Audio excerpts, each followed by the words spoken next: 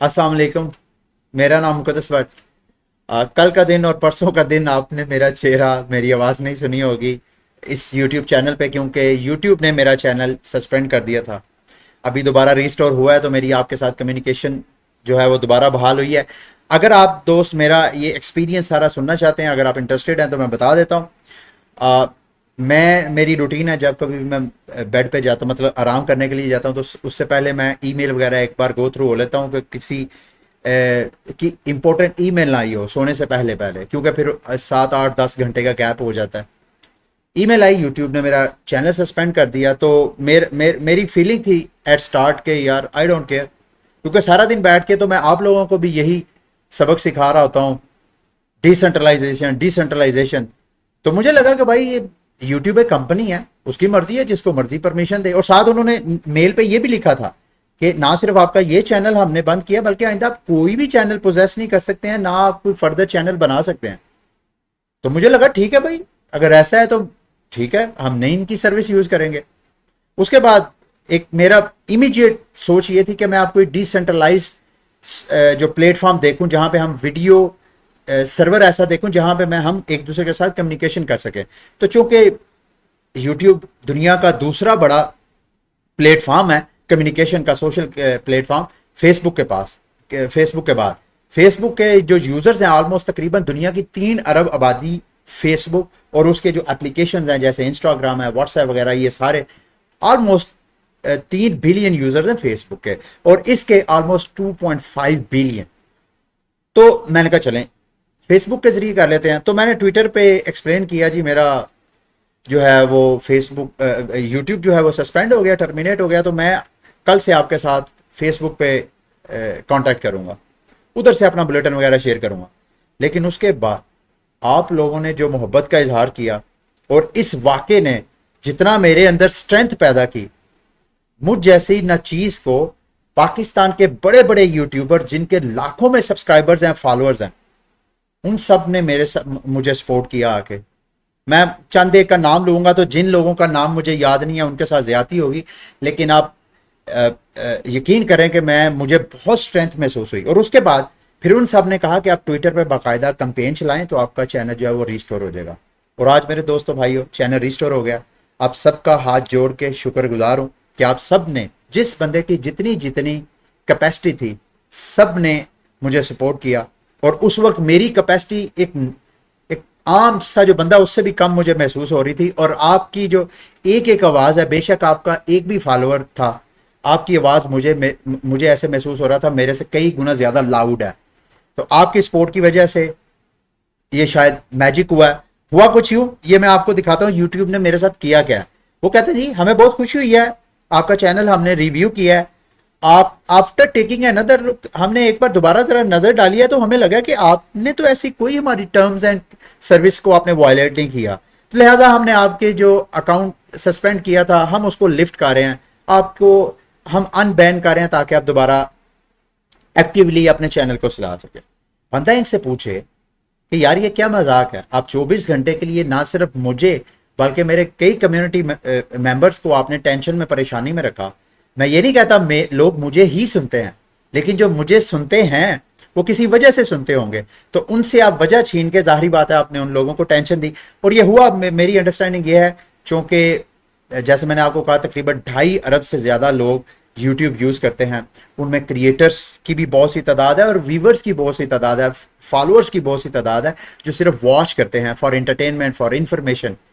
तो इतना बड़ा नेटवर्क है, तो उस नेटवर्क को मैनेज करने के लिए इन्होंने बॉट्स डेवलप किए हैं, कंप्यूटर डेवलप किए होते हैं। वो बॉट्स जो हैं उनको एक खास जनरल रूल्स बता दिए हैं कि भाई ये चैनल अगर ये काम कर रहा हो तो आपने उसको फौरन सस्पेंड कर देना ही है। तो मैं कुछ ऐसी एक्टिविटी, ये मेरी वो वीडियो थी जो इनका एल्गोरिथम, ये मैंने कॉइन मार्केट कैप पे एक वीडियो बनाई थी 2 दिन पहले, जिस दिन ये सस्पेंड हुआ है उससे 24 घंटे पहले, आप समझ लें। उस वीडियो को इनके जो बॉट सिस्टम है उसने समझा कि शायद ये कुछ स्कैम है या फ्रॉड है, उस वजह से उन्होंने मेरा चैनल ही सस्पेंड कर दिया। तो जब इन्होंने दोबारा रिस्टोर किया है तो ये वाली वीडियो भी इन्होंने मेरी डिलीट कर दी, जिसको मैंने दोबारा अपील किया तो फौरन विद इन फ्यू मिनट्स उसको भी रीस्टोर करके तो उधर से भी मेरे से माफियां मांगने शुरू हो गए, जी हो हमने दोबारा रिव्यू किया है, इस वीडियो में भी ऐसा कुछ नहीं है। तो ऐसा हो जाता है। ये आप जो यूट्यूबर्स हैं दूसरे, मेरे भाई मेरी बहनें, अगर आपके साथ इस तरह हो जाता है तो आपने इसी तरह करना है। आप एक ट्विटर पे, खसूसन ट्विटर पे जाके आप अपनी एक कैंपेन रन करें, एट टीम यूट्यूब को करके आप जितने आपके फॉलोअर्स हैं उन सबसे कहें हम लोगों को टैग करें, हम लोग आपको सपोर्ट करेंगे, ठीक है। अच्छा, आज के बुलेटिन की तरफ जाते हैं जी। कल मैंने आप ट्वीट की थी कि अमेरिका की जो फेडरल रिजर्व है, जैसे हमारे सेंट्रल बैंक है वहां पे अमेरिका में फेडरल रिजर्व है, उनके जो हेड है जेरेमी पॉल, उनकी कल अनाउंसमेंट होनी थी अमेरिका में प्राइस जो हाइक होनी है।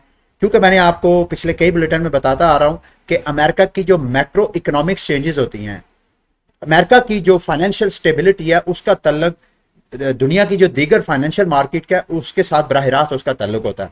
तो कल एज एक्सपेक्टेड 3 किस्म के सिनेरियोज हो सकते थे, वो मैंने कल ट्वीट में बता दिया, अभी दोबारा रिपीट कर देता हूं। ऑलरेडी मार्केट में ये ख्याल किया जा रहा था कि जो पॉल है वो 0.25 यानी 25 बेसिस जो इंटरेस्ट रेट बढ़ाएंगे। तो सिनेरियो ये था कि अगर, चूंकि अनाउंसमेंट इसकी ऑफिशियली होनी थी, तो ये ख्याल किया जा रहा था कि अगर वो 0.25 या 25 बेसिस से अगर वो ज्यादा कर देते हैं, 50 बेसिस या जितना ज्यादा इंटरेस्ट बढ़ा देंगे, तो मार्केट एकदम डंप करेगी। ऐसा नहीं हुआ। इन्होंने जो मार्केट में एक अफवाह थी 0.25 इंटरेस्ट रेट की, उतना ही बढ़ाया। और साथ अगर ये इंटरेस्ट रेट ना बढ़ाते, बिल्कुल जीरो कह देते, वो कहते हैं हमने इंटरेस्ट रेट नहीं बढ़ाना, तो मार्केट जो आपको इस वक्त आपको पंप करती नजर आ रही है, मजीद पंप होना था। इस सूरत हाल के बाद जैसे ही ये देखें, ये प्रेस कॉन्फ्रेंस हुई है और उसके फौरन बाद जो है ये देखें मार्केट क्रैश किया। ये डॉलर की आपको चार्ट में जो नजर आ रहा है, ये डॉलर की प्राइस है, और डॉलर की प्राइस जो है ये घंटे की एक एक कैंडल एक एक घंटे की है। देखें पिछले इस 2 घंटे में कैसे डॉलर की प्राइस जो है वो डंप हुई है। और साथ साथ गोल्ड को अगर मॉनिटर करें, उसके बाद गोल्ड और बीटीसी और ओवरऑल जो क्रिप्टो मार्केट है सारी, ये देखें यहाँ पे डॉलर की प्राइस का कंपैरिजन अक्सर मैं आपको बीटीसी की प्राइस के साथ करता नजर आता हूँ। ये देखें जैसे जैसे आपको डॉलर क्रैश होता नजर आएगा, आपको बीटीसी और क्रिप्टो मार्केट पंप होती नजर आएगी। ये 100% ऐसे नहीं होता, लेकिन मोस्ट ऑफ द टाइम आपको ये नेगेटिव कोर रिलेशन लाजमी इन दोनों में नजर आएगा। अच्छा, अब ये क्रिप्टो मार्केट के अंदर कल ऑलमोस्ट अगर देखें तो ऑलमोस्ट $100 बिलियन की कल की सरमायाकारी है। इस वक्त आपको थोड़ा सा मार्केट जो टोटल कैप है वो थोड़ा ड्रॉप होता नजर आ रहा है, लेकिन होपफुली अगर इसी तरह मोमेंटम रहा तो मार्केट आपको अप्रिशिएट होती नजर आएगी। और कल की जो बूम था, उस बूम में जितने मेटावर्स रिलेटेड क्रिप्टो करेंसीज हैं उनकी प्राइसेस जो है वो 10 to 15% पंप की हैं, जिसमें इंजन का टोकन है ENS, जो इथेरियम नेमिंग सर्विस है, वो भी ऑलमोस्ट 20% पंप की है। सैंडबॉक्स, माना की प्राइस में आगे देख रहा था, अभी ये 4-5% पे पहुंची हुई है। ये भी ऑलमोस्ट 10% पंप हुई है पिछले 24 घंटों में।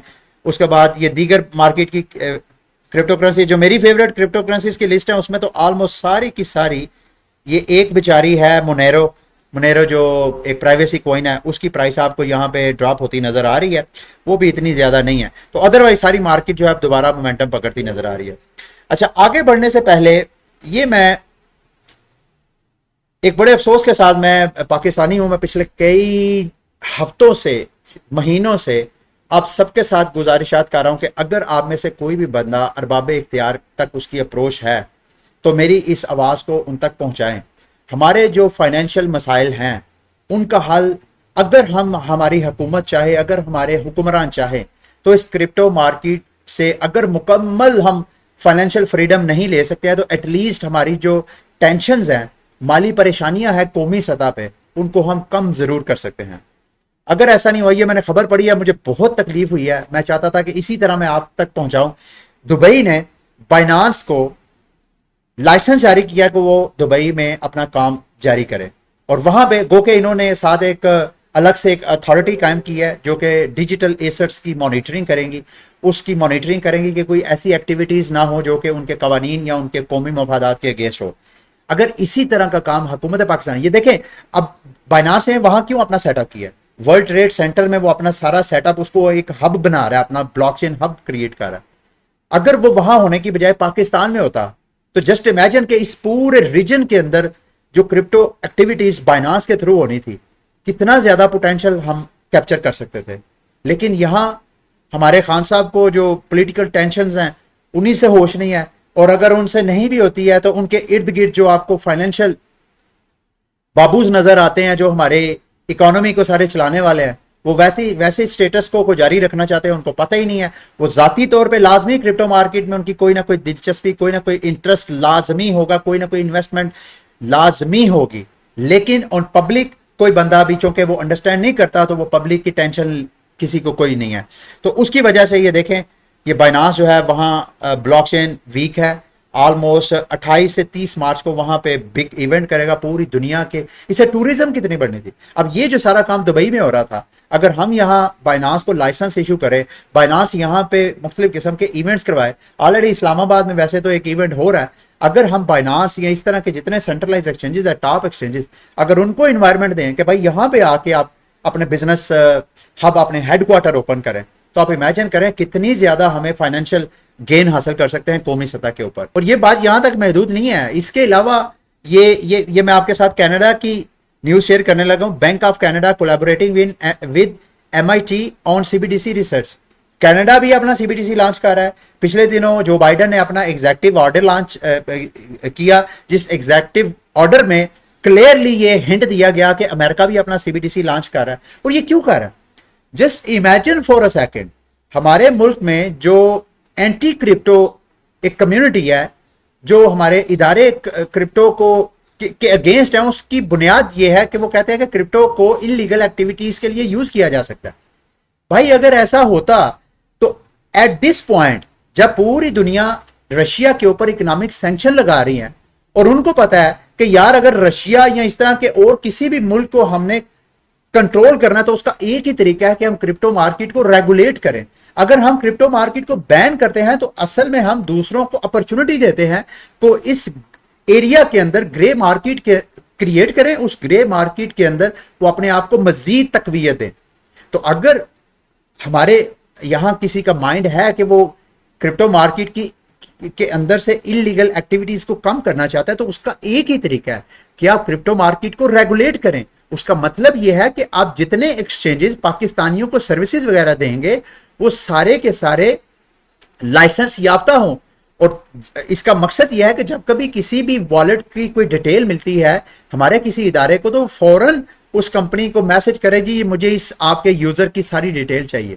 तो ये रेगुलेट जितना ज्यादा होगा, उतनी इलीगल एक्टिविटीज कम होंगी। और इसके अलावा अगर आप अपना CBDC लॉन्च करेंगे, हमारे गवर्नेंस सिस्टम को आप एकदम रेवोल्यूशनाइज कर सकते हैं। और मैं आपको ये मैसेज दे रहा हूं इस वीडियो के जरिए। अभी ये जो दंगा मुश्ती चल रही है इन सियासतदानों के दरमियान, कल को जो बुरे सियासतदान थे, आज वो दोबारा एक हॉर्स ट्रेडिंग हो रही है इस्लामाबाद में, फिर पीपल्स पार्टी खरीदो फरोख्त कर रही है, और इधर से जो हुक्मरान जमात है PTI, वो अलग से जो है वो ऑफरिंग वगैरह करवा रहे हैं। ये सियासत, ये सारा कुछ चल रहा है। मैं आप दोस्तों को ये पैगाम देना चाहता हूं कि आइंदा आपने उस बंदे को वोट देना है, अपने इलाके के MNA MPA को, जो जिस बंदे को आप समझें कि उसके पास इस नई इमर्जिंग टेक्नोलॉजी से मुतल्लिक शऊर है। अगर वो आपके पास वोट लेने आता है, वैसे तो टेक्निकली देखा जाए तो 1.5 साल बाद इलेक्शन होने हैं, लेकिन जैसे मुल्क की हालात हैं, कोई पता नहीं, आइंदा चंद माह के अंदर अंदर आपको इलेक्शन की फिजा नजर आए। इस फिजा के अंदर अगर आप अपने बच्चों का मुस्तकबिल संवारना चाहते हैं, तो मैं आप सबसे रिकमेंड करूंगा, जब भी आपके पास कोई MNA MPA वोट लेने आए, तो आपने उससे ये क्वेश्चन करना कि सर बिटकॉइन क्या होता है, क्या हम क्रिप्टो मार्केट से कुछ बेनिफिट उठा सकते हैं, क्या आप हमारे लिए उसके साथ बैठ के निगोशिएट करें। अगर जितने आपके पास MNAs MPAs वोट लेने आते हैं, अगर आप उनको इस तरह का एक हिंट देंगे, तो उनको पता चलेगा कि हमने अगर सरवाइव करना है, पॉलिटिक्स करनी है, लोगों की आवाज बन के पार्लियामेंट में जाना है, तो सबसे पहले हमें खुद बाशऊर होना पड़ेगा। तो ये मैं आप सबको मैसेज देना चाहता हूं। आगे मैं, ये लूना का ड्रामा जो है वो खत्म नहीं हुआ। अब वो जो वॉलेट 2-3 पहले मैंने आपको बताया कि कैसे जो लूना के फाउंडर हैं डू क्वान, उनका एक इंटरनेट पे एक बंदे के साथ ऐसे ही बातचीत बहस चल गई। उसने कहा जी लूना एक स्कैम है, फ्रॉड है, पोंजी स्कीम है। और जो फाउंडर है लूना का, उसने कहा जी आए शर्त लगाते हैं। शर्त लगी 1 मिलियन की। अब वो 1 मिलियन की नहीं, ऑलमोस्ट उस जो थर्ड पार्टी के पास, स्कूबी के पास वॉलेट था, इसमें 22 मिलियन फंड्स जो हैं उसके वॉलेट में चले गए हैं। तो ये मामला ऑलमोस्ट बहुत सीरियस हो गया है। मेरे से अगर पूछा जाए, मैंने तो ऑलरेडी ये डिस्कस कर दिया, मेरी नज़र में लूना 1 ईयर के अंदर अंदर लूना की प्राइस लाजमी अप्रिशिएट होगी। इसका फर्क दूसरी क्रिप्टो करेंसीज के साथ यह है कि दीगर क्रिप्टो करेंसीज का कोई यूज केस है, जो लूना का यूज केस है वो सिर्फ और सिर्फ इंटरनल यूज केस है। यानी लूना की जो ब्लॉकचेन, उसके इकोसिस्टम की सारे एक दूसरे के साथ जुड़े हुए हैं। अगर इसके इकोसिस्टम के अंदर एक भी प्रोजेक्ट जो है वो कोलैप्स होता है तो ये पूरे ब्लॉकचेन ही बैठ सकती है। 3 मेजर मैंने ऑलरेडी वैसे 1-2 वीडियो में एक्सप्लेन कर दिया, मैं मुख्तसर आपको बयान कर देता हूं। टेरा लूना, इनका स्टेबल कॉइन यूएसटी और इनका एंकर प्रोटोकॉल, ये तीनों एक दूसरे के साथ लिंक्ड है। ये तीनों एक साथ बैलेंस तरीके से चलेंगे तो ये इकोसिस्टम इंक्रीज करेगा। और अगर एफिशिएंटली ये काम करता रहता है तो लूना की प्राइस को $400-500 भी जाते आप देख सकते हैं विद इन फ्यू ईयर्स। तो ये कोई बड़ा सरप्राइज नहीं होगा, लूना ने ऑलरेडी मार्केट अच्छी खासी कैप्चर की है। अच्छा जी, रिपल की तरफ से एक न्यूज है, वो न्यूज शेयर करते हुए मैं आपको याद होगा, मैं ऑलरेडी रिपल पे के बारे में अपनी ओपिनियन का इजहार कर चुका हूं कि रिपल मेरी नजर में लॉन्ग टर्म के लिए एक अच्छा प्रोजेक्ट नहीं है। वो के शॉर्ट टर्म मैं भी इसके अंदर, जैसे कभी क्रैश आता है मैं इसको बाय कर लेता हूं, जैसे कोई 10% 20% पंप होता है तो मैं अपना प्रॉफिट निकाल लेता हूं।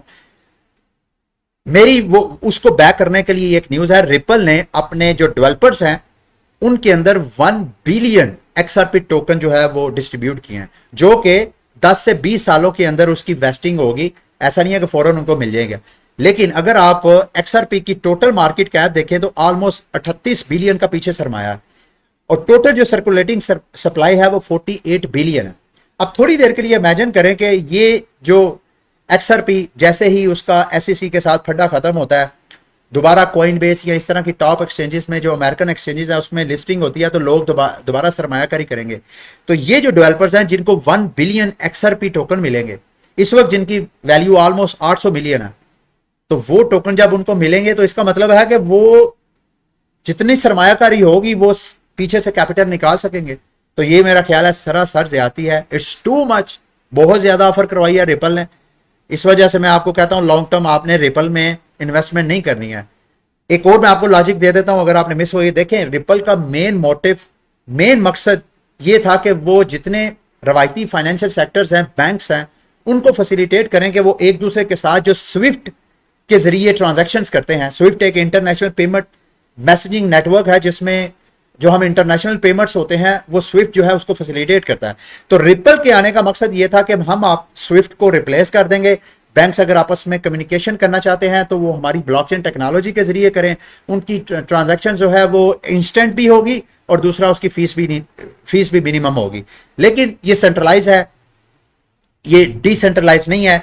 पीछे ऑलरेडी इसके टोकन ऑलरेडी मिंटेड हैं। ऐसा नहीं है कि जब ट्रांजैक्शन होती है तो उसका रिवॉर्ड मिलके तो नया टोकन मिंट होता है, नहीं, ऐसा नहीं है। ये ऑलरेडी मिंटेड है जिसकी डिस्ट्रीब्यूशन है। तो ये अगर होता भी है तो दूसरे लफ्जों में आप इसको मेरी नजर में ये लॉन्ग टर्म इन्वेस्टमेंट के लिए अच्छा नहीं है। अच्छा, लास्ट में 2 चीजें मैंने आपके साथ शेयर करनी है, बड़ी ही इंपॉर्टेंट है। अगर आपने अभी तक सारा बुलेटिन देखा है तो आपको ये जो मैं इंफॉर्मेशन आपके साथ शेयर करूंगा लाजमी आपको रिवॉर्ड मिलना चाहिए।